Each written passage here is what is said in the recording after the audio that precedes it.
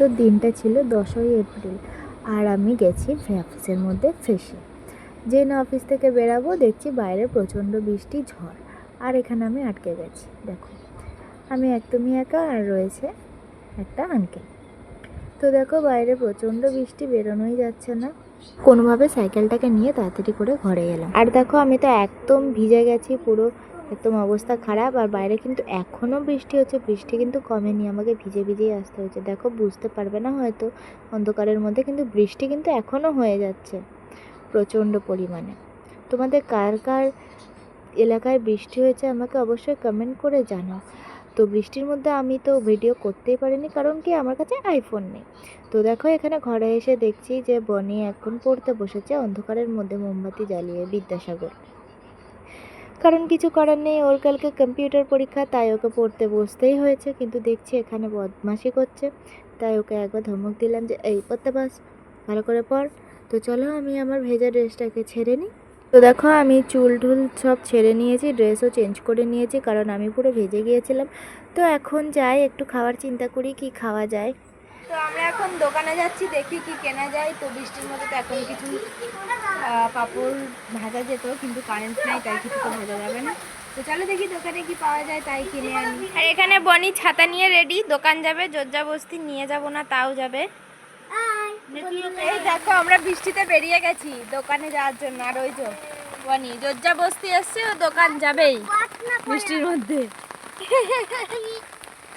আমরা এখন দোকান যাচ্ছি বৃষ্টির মধ্যে। দেখো রাস্তা পুরো অন্ধকার, কিচ্ছু দেখা যাবে না, শুধুমাত্র বৃষ্টির ফোঁটা দেখা যাচ্ছে। চলো গিয়ে দেখি দোকানে কি কেনা যায়। দোকানে আর কি কিনবো দেখা যাক। কি কিনবি তুই? কি কিনতে এসেছিস? আমি কিনতে এসেছি ললিপপ। ও ললিপপ কিনতে এসেছি। দেখি আমি কি কিনি। আমি কিনবো চিড়ে ভাজা, কিন্তু দোকানে লোকই নাই, দেখি। তো আমি কিনে নিয়েছি ম্যাগি, আর আমাদের পাওয়ার ব্যাকআপের জন্য তো ইনভার্টার নেই, তাই জন্য কিনতে হয়েছে মোমবাতি। তো চলো ছাতাটা তুলি, আবার ঘরের পথে রওনা দেওয়া যাক। তো আমরা শেষমেশ চিড়ে ভাজা তো নিলাম না, নিলাম ম্যাগি। ঘরে গিয়ে ম্যাগি রান্না করে খাবো। এখানে দেখো হালকা দেখা যাচ্ছে আমাদের এখানে গাছটা এখানে ভেঙে পড়ে গেছে পুরো, যার জন্য হয়তো কারেন্ট নেই আমাদের এখানে কারুর। গাছটা ভেঙে যাওয়ার কারণেই আমাদের এখানে কারেন্ট নেই। হ্যাঁ, গাছটা ভেঙে গেছে বলে কারেন্ট নেই। আর ঘরে এসেই গ্যাস জ্বালিয়ে গরম জল আমি বসিয়ে নিয়েছি ম্যাগি তৈরি করতে, কারণ আমার প্রচণ্ড খিদে পেয়ে গেছে।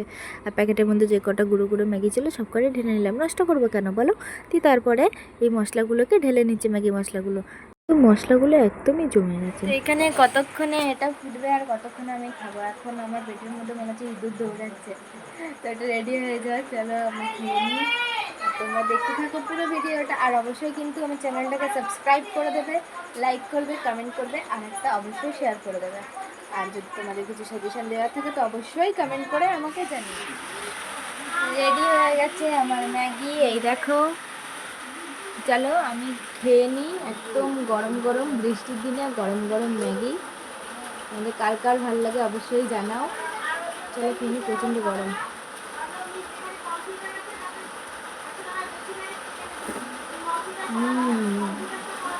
আমি তো ম্যাগি খেতে আমার হেভি লাগে, ম্যাগি চাউমিন ফাস্টফুড খেতে কার না ভালো লাগে। তো চলো টাটা, দেখা হচ্ছে তোমাদের সাথে আরও একটা পরের ব্লগ ভিডিও নিয়ে। আজকে এই পর্যন্ত, সবাই ভালো থেকো, সুস্থ থেকো, সাবধানে থেকো। দেখা হচ্ছে তোমাদের সাথে পরের ব্লগ।